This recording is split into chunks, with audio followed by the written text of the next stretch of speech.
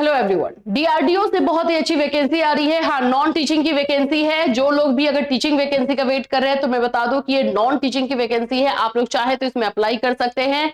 इसमें आप लोग को मात्र ग्रेजुएशन चाहिए होगा, ग्रेजुएशन के अलावा और कुछ इसमें मांग नहीं कर रही है। हाँ, ये है कि आपका अलग अलग सब्जेक्ट से जो है ग्रेजुएशन मांगा जा रहा है अलग अलग पोस्ट के लिए, तो वो हम जानेंगे। और डीआरडीओ के बारे में मैं आपको बता दूं कि डीआरडीओ में जो भी आप लोगों को सैलरी मिलती है, जो भी आप लोग को फैसिलिटीज मिलती है, वो सब सेंट्रल लेवल का आप लोगों को दिया जाता है। तो आप लोग इसमें अगर काम करते हैं या फिर इसका फॉर्म फिल करते हैं, आप लोग इसको क्लियर करते हैं, तो आप लोग को अच्छा खासा एक पैकेज भी मिलता है, फैसिलिटीज भी मिलती है। चलिए इसके बारे में हम लोग डिटेल से जानते हैं कौन कौन से पोस्ट पर जो है ये वैकेंसी आई हुई है और कब तक अप्लाई करना है, कौन कौन से लोग अप्लाई कर सकते हैं, लास्ट डेट क्या है, ये सभी चीजें। तो फ्रेंड्स, चैनल पर पहली बार विजिट कर रहे हो तो चैनल को सब्सक्राइब कर लेना, बेल आइकन को हिट कर देना। यहाँ पर आप लोगों को टीचिंग, नॉन टीचिंग और प्राइवेट, गवर्नमेंट हर तरह की वैकेंसीज के बारे में इंफॉर्मेशन दी जाती है। ये डीआरडीओ की वैकेंसी है। जैसे कि मैं इसका पहले आपको वेबसाइट ये दिखा दूं, centre for personal talent management CPTM के लिए निकाला गया है। ये एडवर्टीजमेंट नंबर सीपीटीएम 11 है। ये सब याद रखना होता है। कितनी वैकेंसी है तो मैं आपको दिखा दूं, 764 वैकेंसी बताई जा रही है।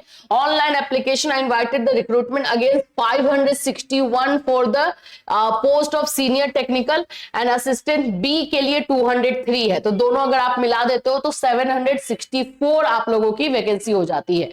तो 764 है ये। लेकिन इसमें सबसे जो प्रॉब्लम वाली बात है ना कि अब इसमें डेट बचा नहीं है। ऑनलाइन आपको अप्लाई करना है, फटाफट आप लोग अप्लाई कर सकते हो। ऑनलाइन अप्लाई करने में ज्यादा टाइम नहीं लग रहा है, साइट अच्छा काम कर रहा है। यहाँ पे एलिजिबिलिटी की बात करते हैं तो 1 जनवरी जो है एलिजिबिलिटी का जो है रखा गया है। 1 जनवरी एलिजिबिलिटी का मतलब हो गया कि आपका जो एज काउंट होगा या फिर जो आपका क्वालिफिकेशन काउंट होगा, सब 1 जनवरी से वाला 2026 से ही काउंट होगा। Opening date for online application 11 दिसंबर से ये फॉर्म ओपन हो चुका है, फॉर्म भरना। और इसका last date, closing date for submission of online application आपका 1 जनवरी है। इसीलिए मैंने बोला कि ज्यादा टाइम नहीं बचा है। अगर लगे कि हाँ ये अप्लाई करने लायक है आपके लिए, आपके क्वालिफिकेशन से मैच कर रहा है, तो फटाक से ही अप्लाई कर देना। तो 1 जनवरी इसका लास्ट डेट दिया गया है। फी पेमेंट के लिए आप लोग का 3 जनवरी तक है, यानी 2 दिन और एक्स्ट्रा मिला है। तो कम से कम आप रजिस्ट्रेशन करके बाकी प्रोसेस कर सकते हो। फीस वाला पार्ट जो है अगर आप रह भी जाता है तो कोई दिक्कत नहीं। करेक्शन विंडो भी ओपन होगा 4 जनवरी से और 6 जनवरी तक ही रहेगा, 3 दिन का ही दिया गया है। और इसका एग्जामिनेशन जो है डेट ऑफ टीयर 1, 2 टीयर में एग्जामिनेशन होगा। टीयर 1 का डेट जो है अनाउंस होगा डीआरडीओ के वेबसाइट पर। वेबसाइट भी मैं आप लोगों को दिखा दूंगी। पहले इसके बारे में और डिटेल में सारी चीजें जान लेते हैं। जो जो पोस्ट है, जैसे यहाँ पे बताया गया सीनियर टेक्निकल असिस्टेंट बी वाला जो है, हम लोग पहले तो देख लेते हैं इसमें क्या क्या चाहिए। इसमें एक बात याद रख लेना, ग्रेजुएशन ही मांग रहा है, आपका मास्टर नहीं होना चाहिए। ये आप सोचोगे कि ये क्या नया एक पंगा है। यहाँ पे लिख दिया है कि मास्टर डिग्री या पीएचडी डिग्री वाले को नहीं कंसीडर करेंगे। आपका जिस डेट में आप फॉर्म भर रहे हो उसमें आपका मास्टर कंप्लीट नहीं हुआ होना चाहिए। आप परसुइंग में रहो, चल जाएगा।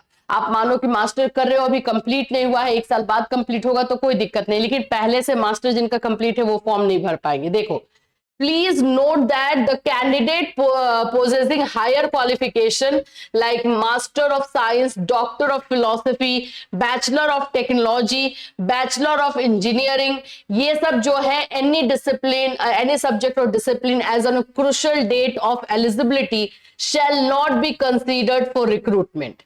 तो मतलब आपका हायर जो है क्वालिफिकेशन रहेगा तो आपको कंसिडर नहीं किया जाएगा। आपको भी लग रहा होगा कि ये तो पहली बार सुन रहे हैं हम लोग, लेकिन होता है हायर क्वालिफिकेशन को इसमें नहीं लिया जाना है। देखो, ऑटोमोबाइल इंजीनियरिंग से लेकर के केमिकल इंजीनियरिंग तक है, ये सब आप लोग देख लीजिएगा। बीएससी मांग रहा है इसमें, और केमिकल इंजीनियरिंग में डिप्लोमा मांग रहा है। डिप्लोमा है, अगर मान लो कि इसमें डिप्लोमा मांग रहा है और अगर आपका बीटेक है, बैचलर है, तो आपको इसमें फॉर्म नहीं डालना है, ये याद रख लेना। कंप्यूटर साइंस का है, आपका इलेक्ट्रिकल का है। मैं आपको नॉर्मल वाला जो सिंपल अगर ग्रेजुएशन किसी ने किया है, लाइब्रेरी साइंस, यहां से आ जाओ। अगर किसी ने भी जो है लाइब्रेरी साइंस का फॉर्म का वेट कर रहे हो तो डीआरडीओ एक अच्छी अपॉर्चुनिटी आप लोग के लिए बन सकता है। Degree in science with diploma और डिग्री और post graduate degree in library, इसमें पोस्ट ग्रेजुएट अगर आप लोग का है, पीजी है, मास्टर है लाइब्रेरी साइंस में, तो फॉर्म डाल सकते हो, क्योंकि इसमें मांगा गया है। तो जो चीजें मांगी गई है वो अगर है तो कोई दिक्कत नहीं। इसमें टोटल 5 सीट है, ये देख लीजिए 5 सीट है इसमें। मैथ्स के लिए अगर देख लेते हैं तो मैथ्स में BSc degree in mathematics from recognised university. आपका सिंपल अगर ग्रेजुएशन है, मैथ्स से ग्रेजुएशन है ऑनर्स पेपर से, तो आप ये फॉर्म डाल सकते हो। 6 वैकेंसी यहां पर है। मैकेनिकल इंजीनियरिंग का है, इसमें 127 है, सबसे ज्यादा इसमें वैकेंसी। अब देखो, डिप्लोमा इन मैकेनिकल इंजीनियरिंग और टेक्नोलॉजी और मैकेनिकल इंजीनियरिंग, और आप लोगों का ऑटोमोबाइल और रेफ्रिजरेशन एंड एयर कंडीशनिंग और मेंटेनेंस, ये सब आप लोग का चाहिए होगा भाई। देख लीजिए आप लोग अपने अपने। यहाँ पे मेटलर्जी इंजीनियरिंग का है, इसमें डिप्लोमा मांगा हुआ है। फिजिक्स में है तो बीएससी डिग्री इन फिजिक्स का होना चाहिए, इसमें 18 वैकेंसी है, टोटल 18 पोस्ट है। साइकोलॉजी का है तो इसमें आपका साइकोलॉजी ग्रेजुएशन में होना चाहिए, इसमें 4 पोस्ट है। टोटल मिलाकर के आपका ग्रुप बी में 561 पोस्ट है विदाउट एनी एक्सपीरियंस। एक्सपीरियंस कुछ नहीं मांगा है। अब यहाँ पे हम आ जाते हैं टेक्नीशियन ए का। तो ए में आप लोगों का थोड़ा सा है बुक बाइंडर, ये ग्रुप सी का है एक्चुअली में। तो 10th क्लास वाले बच्चे इसमें फॉर्म डाल सकते हैं। 10th आईटीआई अगर है तो आप इसमें डाल सकते हो। कारपेंटर का है, सीएनसी ऑपरेटर है, ठीक है, ये सब आप लोग देख लो। फिटर का है, मैकेनिस्ट का है, ये सब डीआरडीओ में निकला हुआ है। अब हम बात कर लेते हैं क्वालिफिकेशन को लेकर के। ये बार बार बातें रिपीट कर रहा है कि हायर क्वालिफिकेशन जो है नहीं होना चाहिए, जो चीजें मांगी गई है वही चाहिए, उसे हायर क्वालिफिकेशन जो है इसमें नहीं चाहिए होगा।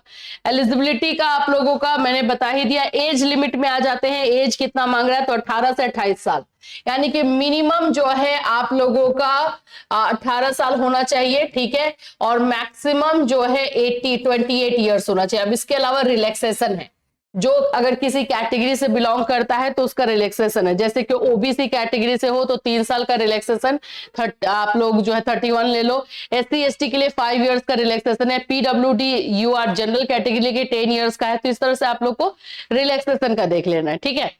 अब इसमें और तो कुछ बचा नहीं, अब आपको अप्लाई करना है इस वाले साइट से करना। मैं साइट पर अभी आपको लेकर के चलती हूँ, उससे पहले कुछ और चीजें हैं तो मैं दिखा देती हूँ आप लोग को।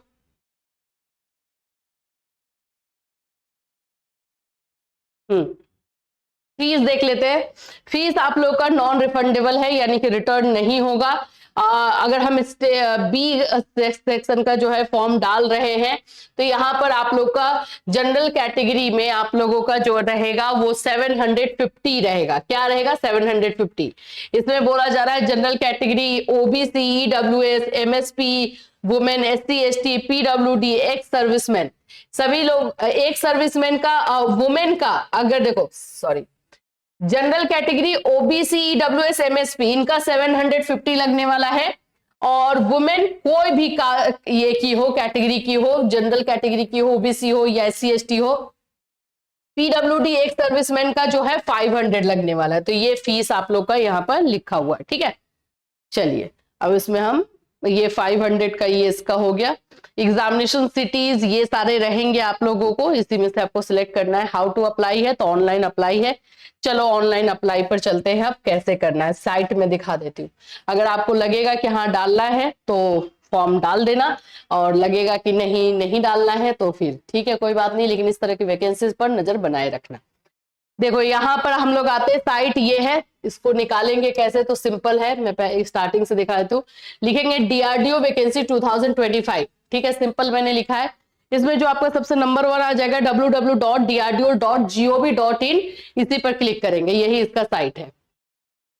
ओपन होने में थोड़ा सा लग रहा है, साइट फॉर्म भर रहे होंगे बच्चे, ठीक है।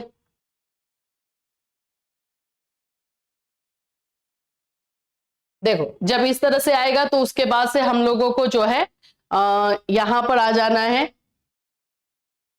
लिंक में शॉर्ट एडवर्टीजमेंट करके है,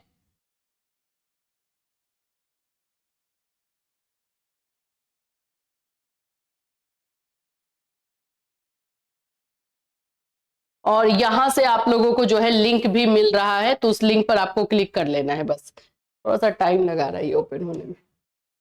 हाँ लीजिए, हम आ गए।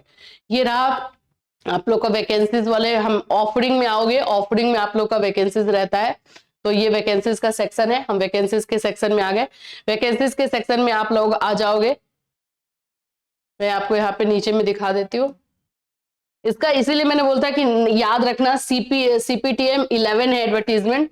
व्यू मोर करोगे, जैसे व्यू मोर करोगे ये आपका ओपन हो जाएगा। यहां से आप लोग जाकर के जो है PDF देख सकते हो, जो अभी मैंने बताया उसमें, और क्वालिफिकेशन देखना है तो अप्लाई करना है तो visit link, click here to apply लिखा हुआ है, आपको यस कर देना है। ये आप लोग का जो है ओपन हो जाएगा। अब आप लोगों को जो है किसके लिए अप्लाई करना है, क्या करना है, ये सब देख लेना है। Starting date for submission of online application, ये सब बता रहा है, ये सारा आप लोग को डिटेल यहाँ पर दे रहा है। अभी आपको न्यू रजिस्ट्रेशन करना होगा तो क्लिक हियर करना है, क्योंकि आप पहली बार अगर DRDO के साइट पर आए हो तो आप न्यू रजिस्ट्रेशन ही करोगे। तो न्यू रजिस्ट्रेशन पे क्लिक करोगे, वो फॉर्म भरोगे, उसके बाद लॉग इन करोगे ऑलरेडी रजिस्टर्ड में, तो फॉर्म आपके पास आ जाएगा।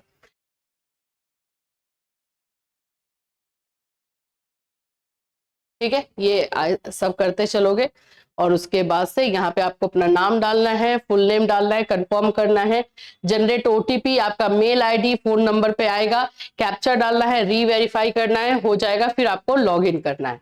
ये इस तरह से जो है आप लोग को फॉर्म भरना है। आगे का प्रोसेस आप लोग खुद से करेंगे, अगर प्रॉब्लम होगी तो आप हमें बताएंगे, जिनको भी फॉर्म भरना है। इस तरह की वैकेंसीज अभी आपको नए साल में बहुत सारी देखने को मिलेगी, तो जैसे जैसे वैकेंसीज आती रहेगी वैसे वैसे हम आपको अपडेट देते रहेंगे। फिर मिलूंगी, till that take care everyone.